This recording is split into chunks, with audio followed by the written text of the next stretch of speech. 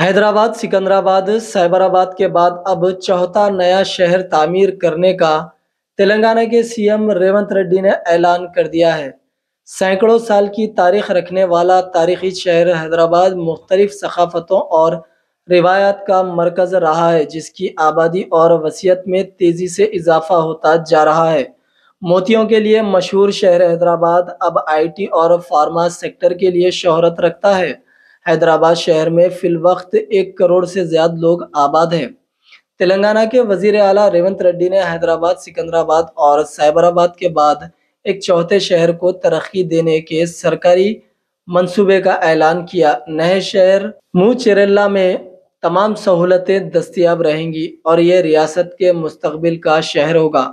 हुकूमत ने pharma city तैयार करने और रैंक इंडिया स्किल्स यूनिवर्सिटी कायम करने के लिए अराजी हासिल कर ली है। वजीर आला रेवंत रेड्डी ने असम्बली में तखसीसी बिल पर बहस में मुदाखलत करते हुए ये जानकारी दी।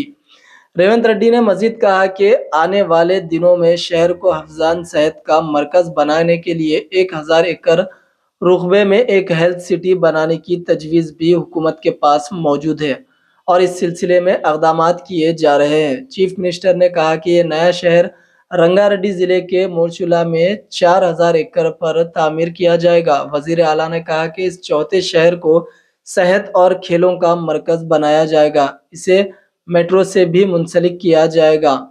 मुचेरेला में रोजगार के बेहतर मौक़ों के लिए प्लान तैयार किया जा रहा है। यहाँ सेहत के शोबे को तरक्की दी जाएगी और क्रिकेट स्टेडियम के अलावा गोल्फ कोर्स भी तामीर किया जाएगा। रेवंत रेड्डी ने कहा कि पहले ही बीसीसीआई मोरचला में बैनुल अक़वामी सतह के क्रिकेट स्टेडियम की तामीर से मुतालिक बातचीत की गई है। ఈ రోజు ముచ్చర్ల దగ్గర భూసేకరణకు సంబంధించి ఈ రోజు అక్కడ ఫార్మా సిటీతో పాటు అలైడ్ ఇండస్ట్రీస్ కోసం భూసేకరణ చేస్తున్నాం నోటిఫికేషన్లు ఇచ్చిండ్రు కావాలంటే ఆ నోటిఫికేషన్ నేను అధికారులకు చెప్పి తెప్పిస్తాను ఈ రోజు ప్రభుత్వం ఫార్మా అండ్ అలైడ్ ఇండస్ట్రీస్ తో పాటు అక్కడ నేను తమ ద్వారా వారికి ఈ మహానగరంలో పెట్టుబడులు పెట్టే పెద్ద కంపెనీలకు ఉద్యోగ ఉపాధి అవకాశాలు కల్పించే సంస్థలకు నేను చెప్పదలుచుకున్నా అక్కడ skill university young India skill university రేపు సాయంత్రం 4 గంటలకు ప్రారంభించబోతున్నాం ఈ రోజు హైటెక్ సిటీ దగ్గర ఉన్న నేషనల్ అకాడమిక్ ఆఫ్ కన్స్ట్రక్షన్ ఎన్ఏసిని మేము అక్కడికి షిఫ్ట్ చేసి పెద్ద ఎత్తున స్కిల్ సెమీ స్కిల్డ్ అందరికీ నిరుద్యోగ యువకులకు నేర్పించాలి అక్కడికి దాన్ని బదిలీ చేసి అక్కడ పెద్ద ఎత్తున వ్యవస్థను ఏర్పాటు చేయాలనుకుంటున్నాం దాన్ని ప్రోత్సహించడానికి దాంట్లో ఆ కార్యక్రమాలలో పాల్గొనడానికి మీరు ముందుకు రండి నేను హెల్త్ టూరిజం హబ్ క్రియేట్ చేస్తా అని చెప్పిన స్పోర్ట్స్ యూనివర్సిటీస్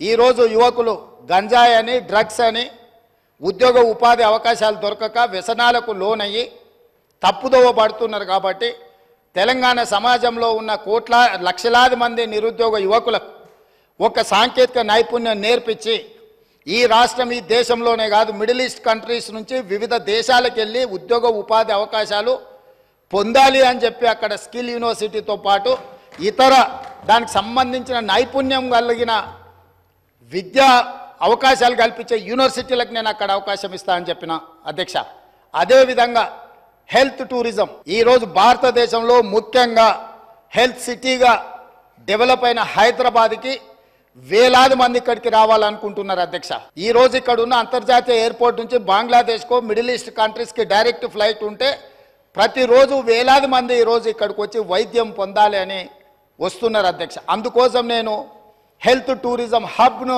తయారు చేసి అక్కడ ఒక 1000 ఎకరాల ప్రపంచ స్థాయి వైద్య సౌకర్యాలను ఏర్పాటు చేసే సంస్థలను పిలిచి ఇక్కడ హైదరాబాద్ నగరంలో ఉన్న పెద్ద పెద్ద కార్పొరేట్ ఆసుపత్రులతో పాటు పేదలకు అతి తక్కువ ధరతో వైద్యాన్ని అందించడానికి అన్ని రకాలుగా ఎన్నెన్ని డిసీజులు ఉన్నాయో వాటన్నిటి కూడా స్పెషలైజ్డ్ హాస్పిటల్స్ ఏర్పాటు చేయాలని అక్కడ మేము నిర్ణయం తీసుకున్నాం అధ్యక్ష అదేవిధంగా స్పోర్ట్స్ అండ్ గేమ్స్ చిన్న చిన్న దేశాలు ఒలింపిక్స్ లాంటి పోటీలలో వాళ్ళు ఎన్నో పథకాలు తీసుకెళ్తారు ఒకనాడు ఏషియన్ గేమ్స్ గచ్చిబౌలిలో మనం నిర్వహించుకున్నాం అధ్యక్ష అంతర్జాతీయ స్థాయిలో ఆటల పోటీలు నిర్వహించుకున్న హైదరాబాద్ రాష్ట్రము తెలంగాణ ఈరోజు ఆనాడు నిర్మించిన ఇన్ఫ్రాస్ట్రక్చర్ని ఈరోజు మనము అసలు ఎలాంటి ఉపయోగం లేకుండా నిరుపయోగంగా తాగుబోతులకు అడ్డాగా ఈ స్టేడియంలు అన్ని మారుతున్నాయి.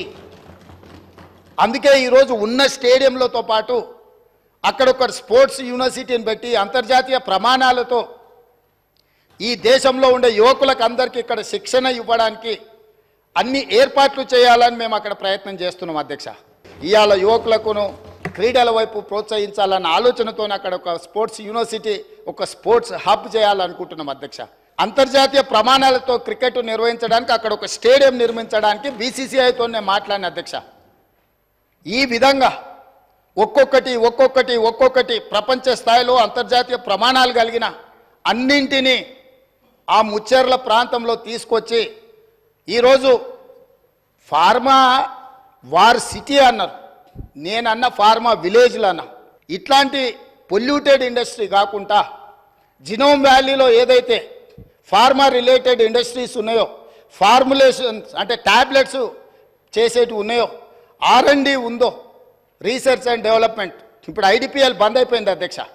ఇట్లాంటివన్నిటిని కూడా అక్కడ ఒక 4000 ఎకరాలలో ఒక అద్భుతంగా ప్రపంచానికి ఇవాళ వ్యాక్సిన్, కోవిడ్ వ్యాక్సిన్ ఎవరు తయారు చేసిండ్రు అధ్యక్ష?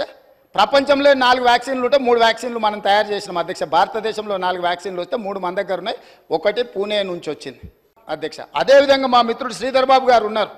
ఇవాళ ఆర్టిఫిషియల్ ఇంటెలిజెన్స్ ఈరోజు ప్రపంచాన్నే ఏలుతుంది. ఈరోజు ఏం కావాలన్నా అద్భుతాలు సృష్టిస్తుంది.